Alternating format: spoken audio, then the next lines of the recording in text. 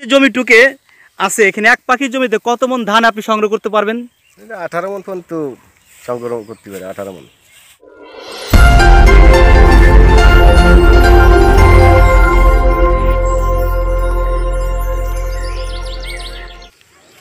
আসসালামু আলাইকুম সময় দর্শক, আজকে চলে আসলাম ফরিদপুর জেলার বলমারী থানার গুনভা ইউনিয়নের ফুটিমারি বিলে।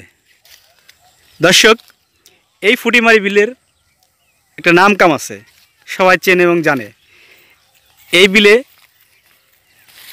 যে কোনো ফসল চাষাবাদ করলে অধিক ফলন বৃদ্ধি হয়ে থাকে, এটা জনগণের কথা, মুখের কথা।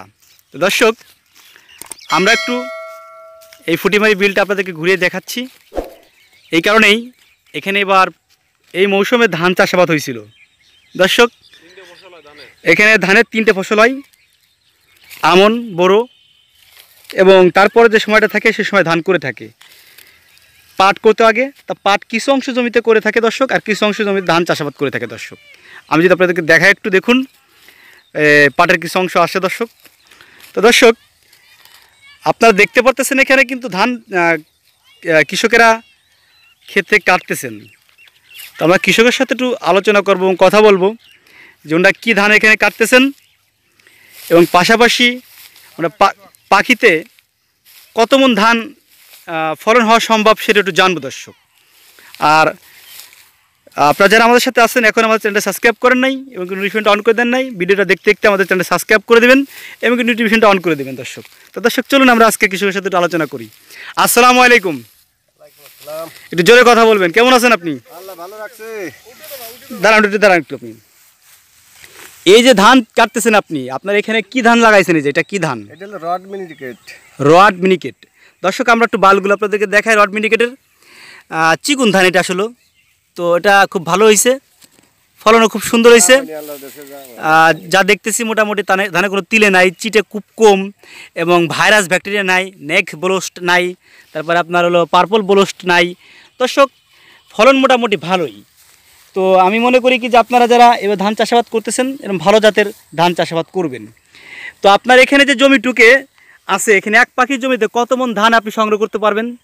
18 মন পর্যন্ত সংগ্রহ করতে পারে। 18 মন।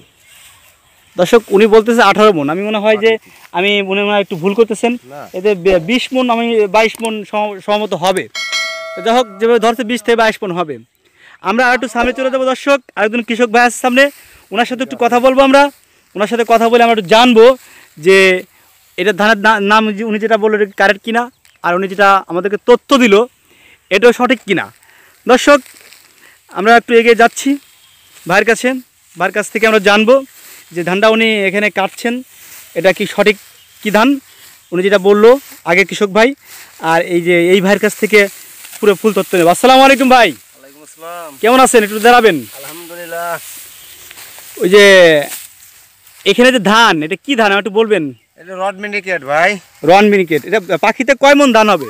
18, 20, 22 এরকম, ভালো হইলে 22 মন হয়। তা আপনার এখানে যে ধান হয়েছে এখানে কত মন হতে পারে? আশা করা যায় 18, 20 মন এরকম হবে। 18-20 মন। তো দর্শক, উনি যারা বলতেছিলেন ওনার কথার সাথে ওনার মিল আছে, কারণ ওনার কথার সাথে মিল আছে। তো আমি আশাবাদ যে আপনারা যারা ধান চাষাবাদ করতেছেন এবার, এবং এই যে আষাঢ়ে ধান চাষাবাদ করবেন, তাদেরকে আমি কিছু ধানের নাম বলে দিতে চাচ্ছি দর্শক।